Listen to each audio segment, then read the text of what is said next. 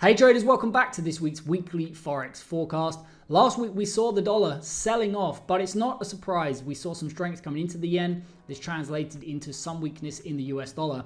And the US dollar had previously taken out the major high at the 107.35, and it did so pretty extended. Whenever you get a market which kind of extends into a resistance area, you tend to see it kind of sell off.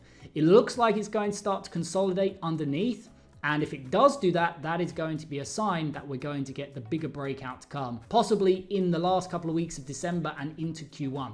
But it does look like we're going to see dollar strength continuing into 2025. So going into this week, I am still going to be looking for long setups in the US dollar pairs. It's one of the long themes, although it's not the best one. The Japanese yen is setting up as the best long theme heading into next week. We're going to look at that in today's video. And finally, we have non-farm payrolls coming up next week on Friday. Apart from that, we don't really have any major news we need to pay attention to next week. And it's non-farm payrolls on Friday that could see us face a little bit of a choppy week in Forex. But if we're buying and selling from above and below upper and lower bounds, this can actually benefit a mean reversion or a fading strategy.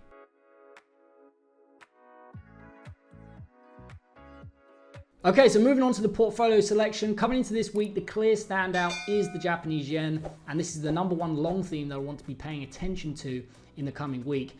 And the Japanese yen is something I highlighted to you for outperformance over the last couple of videos in the weekly Forex forecast. And if I click into the Japanese yen, you can see that yes, this is now ranking as number one, and it's in the positive side of the performance metrics in the hedge-quantitative analytics platform. However, this was a market that was actually bearish for quite some time. And you can see here on the 12th of November, even as the Japanese yen was coming down, this was when the Japanese yen turned positive in the hedge-quantitative analytics platform for the first time. And we dropped for another 1 or 2 days, and then you can see we got the bottom, and now we've got the reversal. So very often I'll say to you guys that this is leading, and we get leading signals from this. This is a great example of one, again, shared in previous videos, weekly Forex forecast videos, how we're looking for, despite the 1 or 2 days down after this turns positive, we're looking for that outperformance to start to come in. And Japanese yen longs, once again this week, are one of my favorite plays, and in fact, are at the top of my list going into this week. So if we head back to the portfolio selection, you can see that the Japanese yen is my number one long theme, and the CAD is the second theme that I like to the upside next week. And by theme, I simply mean, you know, if you're long the Japanese yen as a theme, you're looking for currencies to short against it, right? So it could be any other currencies. So those are the two I like to the upside. The third one, we can kind of take our pick. Do we go with the Swiss franc? Do we go with the pound? Do we go with the US dollar? I will tell you in a second which one I like, but to the downside, let's look at the clear standout to the downside. It's still the euro. Now, the euro being to the downside implicitly means that if we're going to continue to get an underperformance in the euro, this is going to somewhat be supportive of the US dollar, because the dollar is made up of a basket of currencies and the euro is 57% of that basket. So I'm going to be looking, you know, you could choose the Swiss franc to the long side next week, could choose the pound, but I'm going to be looking also once again at the US dollar. Again, I think it's going to consolidate underneath that resistance area for a bit, which means it's going to be chopping up and down. But every time it dips down, I'm going to be looking to see if I can take advantage of that for 1 or 2 days to the upside. So I do still like the dollar for long opportunities next week. And primarily then we're going to be looking at euro yen to the downside, EurCad to the downside, euro dollar to the downside. We're also going to look at New Zealand yen to the downside, New Zealand CAD to the downside, and New Zealand dollar to the downside. And the third currency then, although it's not as weak as the euro in the performance metrics, it is going to be the Australian dollar. So we'll also look at Aussie yen to the downside, Aussie CAD to the downside, and we'll also be looking at Aussie dollar to the downside in today's video.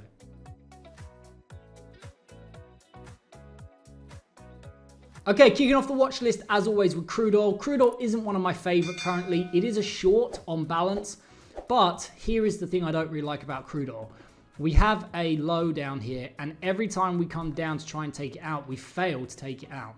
Now, when you're making higher lows in a market, the risk is if you start to see these sellers pulling their positions, you can get quite steep liquidation in the opposite direction. Now, you never know when you're going to get that or be on the wrong end of it. That's why you have risk management. Risk management deals with unexpected things, whether it's going to be being on the wrong side of a news event or being on the wrong side of an unexpected event. Like last week, we had Trump coming out I think on the Monday it was, and talking about tariffs on Canada, Mexico, we saw those currencies selling off. So that's an unexpected catalyst. You're only going to deal with those with risk management. And of course, the way I'm looking at this and the way I do this in real time with GMT members is if I short a market above this first upper bound and it gets to the second upper bound, I usually short it again. In fact, did that a couple of times last week to scratch and exit positions that moved against me. EurCad was one of them. Blasted through on the Trump tariff announcement and then ended up shorting at the second upper bound and it reversed. So coming into this week, I do favor shorts. I'm a little bit wary of it. I think if I don't have to trade it, I probably won't. But on balance, if we can get a pullback in crude oil and a breach of the 71.29, as long as we don't break here with severe momentum, because you can see there's a little bit of an inverse head and shoulder setting up. You know, if we do break here, I'd probably wait a day or so and I'd probably say, you know, are we breaking out with momentum or are we starting to fail? If I start to see this failing, and I start to see double tops forming or reversal patterns, I may consider a 1 or 2 day reversal to the downside. If I get short somewhere here and it blasts through and takes out the 74.08, this will first of all be an indication that we've actually got a reversal because we've got abnormal momentum. We turn extremely overbought intra-week. This would be the second place, whether I'm short or not, that I'd be looking for a potential 1 or 2 day reversal. And the third and final thing, as always, is we've already broken down. Can you see this? We've broken down. We're consolidating. So look for this to pull back. I like to usually during the week break above the moving average, break back down with momentum. And usually you get, you know, 1 or 2, usually 1 bear flag or bull flag set up within the week. If you get that in crude oil, you can look for the short down to the 65.70 and onto the prior low. But I do not favor longs in crude oil just yet. Crude oil is still a short or do nothing for me next week. It may be a do nothing. Okay, so kicking off the Forex markets then with the yen long theme, and the number one pair I like going into next week is Euro yen to the downside. You can see we are trending nicely in the 4-hour time frame. What I'd like to see is this market pull back, breach its upper bound, because once we trade outside of the initial probable range, the odds of us reversing back inside it are pretty significant. They're about 70% priced by the underlying markets. So once we break, in this case, the 160.80, I'm going to be looking, and again, these are the exact setups I use throughout the week with GMT members in real time. I'm going to be looking at dropping down to the 1 hours, the 15 minute. I like to use the 5 minute as well for timing. I'm looking for those reversal patterns, double top, head and shoulders, and then I'm going to be looking for a 1 or 2 day liquidation. If we blast through here, whether I'm short already or not, the 163.18, and there's a nice prior low over here as well. If we breach this, this is the second place next week. I'll be looking for a potential short opportunity in this pair. And the third and final thing, of course, we're already trading down. Look for the moving average to turn. Look for a start to pull back towards the upper bound. And then you get a strong market, a fast market. You can actually see the market breaking back down without taking it out. And that's where you get your bear flag setup in this case. That initial pullback, hugging into the moving average and then turning away, and that setup down to the 156.03 is what you can look for if you do not get a test of the upper bound. You get a fast market and a good profit take-in target to the downside at the 156.03. Next is New Zealand yen. Like with all of the yen pairs, I can either be short or do nothing. I cannot buy this market. Very much like the euro, I'd like to see this pulling back, breaking above its moving average. And I'd like to see this taking out, and look at the really nice setup we have here. We've got a prior low here and we've got these lows over here. So we're breaking out. We'd be pulling back, stair-stepping these prior lows. Stair-step is where you get a breakout, pulls back and tests like this and then starts to turn away. Pulls back, tests, starts to turn away. So we get a nice technical setup and the odds start to swing into our favor for a reversal below the 90.39. So in other words, we trade above it. The odds for reversal back down below it start to go up significantly. So this is where I'm going to be. We start to trade into this. You could think of this essentially as a sell zone. If we start to trade into this sell zone, I'm going to be looking for a head and shoulders, double top, and I'm going to be looking for a 1 or 2 day reversal to the downside. If we blast through here and reach the other side of the sell zone and we start to trade outside of it at the 92.11, this is the second place I'm going to be looking, whether I'm short already or not, for a 1 or 2 day reversal. And the third and final thing is if you start to break up, you know, as we look at every single week, you can, if you want, look for that intra-week breakout, the moving average follows it, you get a pullback, it hugs the moving average, and then you get your bear flag set up in this case down to the profit taking target at the 86.94. And the third yen pair I like is Aussie yen. And again, look at the lows over here that we have over here, over here, over here. And the upper bound of next week's probable range sits right at it. So again, we have this setup where we can pull back, we can breach the upper bound, the odds start to swing into our favor for a reversal to the downside, and we start to trade into previous broken support turning resistance. That's a great setup. I really like these setups heading into next week. So if we can blast through and take out the 99.42 and start trading above it, I'm going to be dropping down. I'm going to be looking for those reversal patterns. I'm going to be looking for a 1 or 2 day liquidation because I'm trying to capture each week 1 or 2 days out of 5. If we blast through here, the 101.27 is where we turn extremely overbought intra-week, and that's the second place. Essentially, it gives me a second bullet I can pull the trigger on if we trade above here, and that is going to be whether I'm short already or not. I'm going to be looking for a potential short opportunity above there. And the third and final thing, again, look for the consolidation where the market starts to trade above its moving average and then breaks back down below it. And that's your sign. You're probably not going to get a test of the upper bound, but instead you probably get that bear flag set up down to, in this case, the 95.71. Moving on then to the CAD pairs, starting with EurCad. And the first thing to note is you can see down here, we still have this gap. This gap probably is going to get closed. And whether it's next week or in subsequent weeks, I do think we've got further downside. I think we're going to take out the low here as well. Often when you get a kind of flash crash, you come back and test the high. So I wouldn't be surprised to see this. And this was one I was talking about not too long ago here in the video where I shorted this last week. I can't remember exactly where it was, the first upper bound or just above it. It was somewhere around this area. I think it was here. It blasted through. Why? Because after I shorted it, Trump came out, was talking about imposing tariffs on Canada. The Canadian dollar weakened.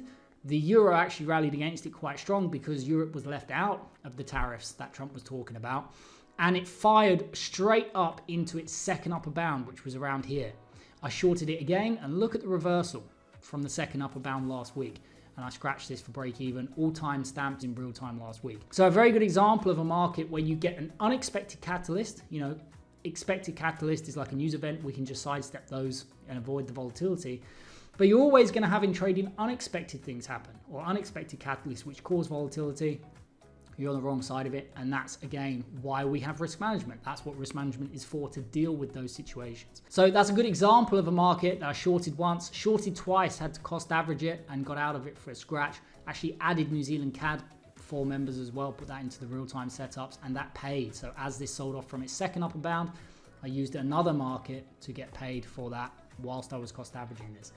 So coming into this week, I'm still looking at the same thing. So a pullback into the 1.49325. This is going to be a great setup because once we start to trade above here, I can drop down. We start to enter this kind of sell zone. I'm going to be looking for head and shoulders, double top, straightforward reversal patterns. I'm going to be looking for a 1 or 2 day liquidation. If we blast through again, I would be surprised to see this happen again, but it's possible. If we blast through as unexpected as it is and take out the 1.5051, this is the second place, just like last week. Shorted it, I think it was above this high. And then we push up and I short it again. This would be the second place I'd be looking for a 1 or 2 day reversal. And the third and final thing you can look for is we're already kind of moving up on the moving average. You can look for it to break down, pull back, and then you get that bear flag set up. Moving average follows it. It kind of hugs into it for the first time, turns away. And anywhere below the 1.4695 would be a good profit taking target next week. I don't think we close this gap next week. It's too far in terms of a distance in all probability. But, you know, over the next, probably in December, I think we come back and close this gap. Next is New Zealand CAD, and you can see the sell-off we had here as well. So if you think back to EurCad, last week, traded above its upper bound, moved to its second upper bound. I shorted it here. I was on the wrong side of it, shorted it again here, came back, scratched it. And a scratch is just for break even. And as that happened, I shorted New Zealand CAD as well. And as this came back and I risk managed that first position, this one came back and I got paid out. And again, that's a technique we use in the GMT members area called horizontal cost averaging. So I'm using a second position as this comes back for break even. I'm using that second position to get paid on the trade that I tried to get paid out of on the first time. So I would like to see this pushing higher. I'd like to see this taking out the 0.8388. Don't forget the RBNZ cut 50 basis points last week. So we still have, despite a little bit of strength, we still have that kind of bearish catalyst. We've got the central bank of New Zealand as a tailwind instead of a headwind, a tailwind to any short positions. So if we breach the 0.8388, there's some nice high. This is a nice high right here. This is quite deep. This is kind of more than halfway towards its second upper bound, or about halfway. But this high would be great. If we push through here and we start to take out this resistance, this is going to be somewhere I'm going to be looking for a 1 or 2 day reversal to the downside. If we blast through, I'd be very surprised. But if we do, that would be the second place. I'd be looking for a 1 or 2 day reversal. You know, if I'm already short, I'll be looking to cost average it. And the third and final thing you can look for is look for the moving average to follow it up. Start to make our way up, and then we get the break back down below. Moving average follows it. You get the tuck into the moving average, very much like this on the other side. Pushes up, pulls back, and then starts to push away. You can look for that short opportunity down to the 0.8205. Anywhere in here is a great profit taking opportunity next week. And the third CAD pair is AuCad. Looking for exactly the same thing. I want to see AuCad pushing higher, taking out its upper bound. Another really nice high over here, very much like the one we just looked at, New Zealand CAD. If we breach this, take out this high, this is where I'll be looking for a 1 or 2 day reversal to the downside. If we blast all the way through, the 0.8480 is the second place I'll be looking for a potential short next week for a 1 or 2 day reversal, whether I'm short from above here already or not. And the third thing is that intra-week bear flag setup where we start to break. You start to see it breaking down below its moving average, and then the moving average follows, and again you get that kind of pullback tucks into the moving average, turns away. Down below the 0.8205 is where I'd start to look to book profits on any intra-week shorts in AuCad next week. Wrapping up the Forex universe then with euro dollar. Now I really like this setup, and I'll tell you why, because look at this sell-off we have here and look at where we stop. And right here at this prior low, around this prior low, this is where the upper bound of next week's probable range sits. So if we start to break out, we retest this low over here, trade above the 1.0707. This is going to be a great place. I'm going to be looking for a reversal pattern to the downside. As always, if we blast through here for whatever reason, as unexpected as it is, above the 1.0837 is the second place I will start to look for a potential 1 or 2 day reversal, whether I'm short from here already or not. And the third thing is you can look for that pullback, breakout intra-week, and you can look for the bear flag setup. Just bear in mind, bear flag setups next week with non-farm payrolls may not be as good because non-farm payrolls week tends to cause choppy markets. So non-farm payrolls week actually tends to be better for upper and lower bounds because you breach the upper and lower bound and the markets fall back in line, you know, before non-farm payrolls on Friday. So just bear in mind, if you are trading those kind of bear flag setups or bull flag setups next week, it could be a choppy week, and those are the weeks that tend to cause breakout strategies to underperform. The downside target either way next week in euro dollar is the 1.0447. Next is New Zealand dollar. Don't forget we had the 50 basis point cut last week, so I'd like to see New Zealand dollar pushing higher, breaching the 0.5999, and we could even take out this high. That would be perfect if we breached it and took out this high. And this is the area, once we breach the upper bound, I'm going to start to look for a potential 1 or 2 day reversal.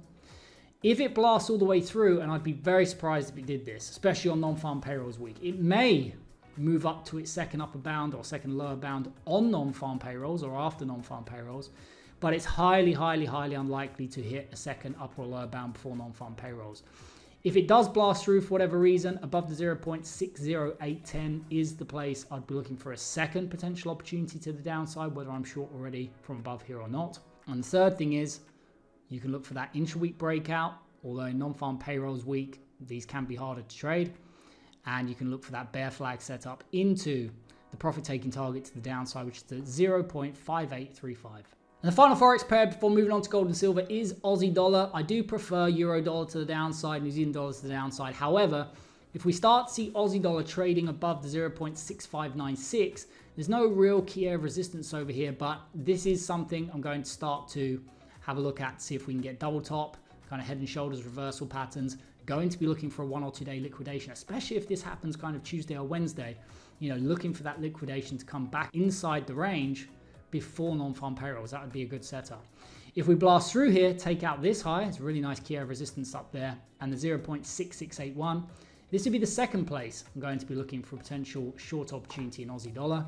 And the third and final thing, it's already chopping around its moving average. If we start to pull back and you break down with momentum, you can look at this essentially as a consolidation breakout. You can look for that bear flag pattern into the moving average, turning away, taking out the prior lows, and in this case onto the 0.6427.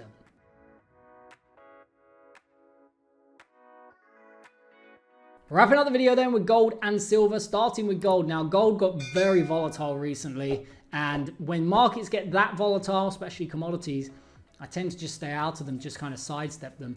And going into this week, I prefer Forex. I will be looking potentially for opportunities in gold and silver. And if I do, it will be to the downside on balance, because I do still have a bullish bias on the US dollar, even though we're seeing the US dollar weaken a little bit, and the US dollar may continue a little bit lower next week. I'll be looking to trade that on the dip, if we do come lower in the dollar next week.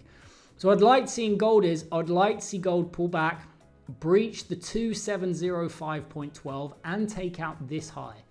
That would be a great place to start to look, as long as we're not blasting through with momentum, start to look for momentum to fade and look for those head and shoulders, double top patterns for a 1 or 2 day reversal lower.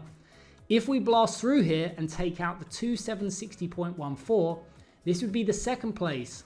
Whether I'm short already or not, I'd be looking for 1 or 2 day reversal. Very much like over here, somewhere in here. I know this because I traded it. I was on the wrong side of it. It pulled back.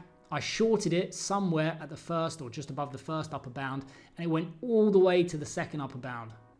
And I shorted it again, and look at the reversal. I didn't capture all of that reversal. I wish I did. I captured a portion of this down day. But that's the kind of move you get once you trade into the second upper or lower bounds. That's the kind of snapback you tend to see. So those are the two things I'll be looking for. You could also look intra-week. I would probably avoid intra-week trades in gold and silver next week, non-farm payrolls, but just keeping in line with what we always look at, it would be that breakout down below. You can see momentum, correction. So you're essentially talking about, this kind of channel breakout, right? Pulls back, test the moving average, and then you get that bear flag set up down to, in this case, the 2595.09. And finally, we have silver. Now, again, like gold, I'm not super bearish on it, but on balance, I favor. I can either be long or short. I can't be long and short the same market in the same week. So for me, the bias is to the short side. I can only look for short opportunities in silver. If we pull back, I'll be primarily looking, if we breach the 3168, this is where I'll be looking, say we breach this and take out this high, that would be great. But if we breach this anywhere above this level, I'm going to start to look for a 1 or 2 day reversal to the downside with those head and shoulders, double top patterns. If we blast through, as unexpected as it is, but we've seen, with gold in the last couple of weeks, we saw with EurCad last week, it does occasionally happen. If this blasts through and takes out the 3278, it's the second place. I'll be looking for a 1 or 2 day reversal. And the third and final thing, although I don't highly recommend it really for next week because of non-farm payrolls, if we do break down, you can theoretically, in this case, look for that bear flag setup into the 29.48. But again, non-farm payrolls, choppy dollar, it may be the case that breakout trades struggle next week. Just keep that in mind. So that is it from me for today, guys. As always, I hope you enjoyed today's video, and if you did, why not consider joining us in the GMT training room each day, where I look at the best markets as well as sharing real-time setups that I'm personally looking at trading with members as part of our GMT training program. Don't forget, you can also get a 2-week free trial to the cutting-edge hedge-trading app used in today's video by heading over to www.hedge-.com. Access to the cutting-edge hedge-platform is included with every GMT membership.